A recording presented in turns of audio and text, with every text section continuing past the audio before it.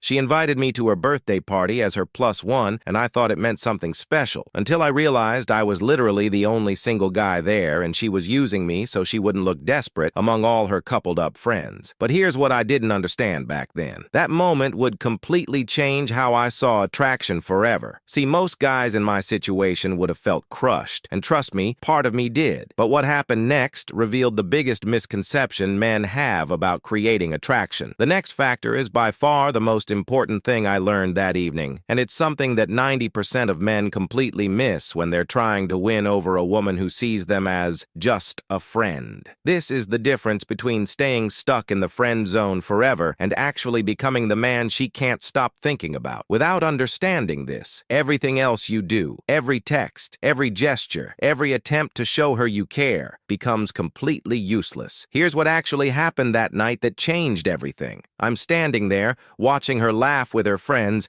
and suddenly it hit me. She didn't invite me because she saw me as boyfriend material. She invited me because I was safe, predictable, the guy who would show up, be pleasant, and never make things complicated. But that's not even the most important part. The real revelation came when I watched how she interacted with the other guys at the party. There was this random guy she'd just met, who she'd never seen before that night, and I watched her entire energy shift around him. She became playful, teasing. She'd touch his arm when she laughed. The same woman who treated me like her emotional support system was lighting up like a Christmas tree around a complete stranger. And that's when I realized the psychological principle that most men never understand. Women don't want what's always available to them. They're attracted to what they have to earn, what challenges them, what they're not entirely sure they can have. Think about it this way. If someone offered you free pizza every single day, you'd probably stop wanting pizza pretty quickly, right? But if that same pizza was only available one day a week, suddenly it becomes way more appealing. I was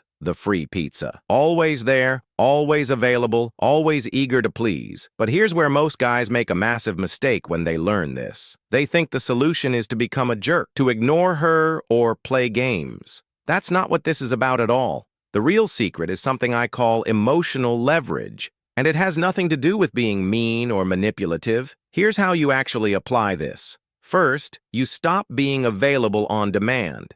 This doesn't mean ignoring her. It means having a life that's genuinely engaging without her. When she texts, you respond when you actually have time, not within 30 seconds like you're waiting by your phone. Second, you start creating curiosity gaps in your conversations. Instead of telling her everything about your day, your feelings, your plans, you share interesting pieces and let her wonder about the rest. I had the craziest experience today, and then change the subject. Let her ask for more. Third, you begin showing interest in other possibilities. Not to make her jealous, that's manipulation, and it backfires. But because you genuinely recognize that putting all your romantic energy into one person who doesn't reciprocate is actually unfair to both of you. Here's a real example of how this works. After that birthday party, I stopped reaching out to her constantly. I started focusing on building a life I was actually excited about, and something interesting happened. She started initiating conversations, asking what I was up to, getting curious about my life in ways she never had before. 3 weeks later, she asked me if I wanted to grab dinner, just the two of us. Not as her emotional support friend, but because she was genuinely interested in spending time with me. But here's the most important part that most guys completely miss. This only works if you're doing it from a place of genuine self-respect, not as a manipulation tactic. If you're just pretending to have a life while secretly obsessing over her, she'll sense that desperation from a mile away. The energy has to be real. You have to actually start valuing yourself enough to not accept crumbs of attention from someone who's not genuinely interested. And that's the psychological shift that changes everything. When you stop making her the center of your universe, you become mysterious. When you stop being available for every emotional crisis, you become valuable. When you stop trying to prove your worth, you start actually having worth. Most people think attraction is about doing more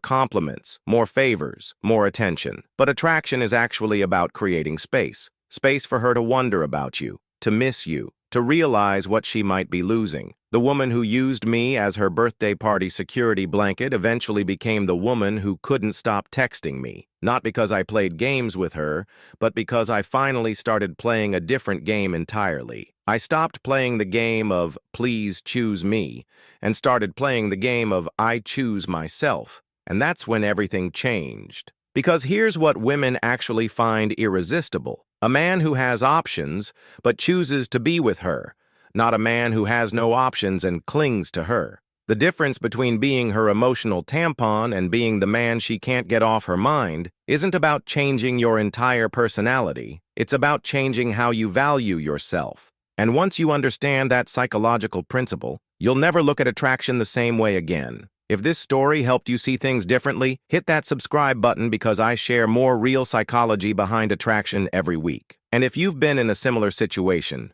drop a comment. I read every single one, and your story might help another guy who's going through the same thing right now.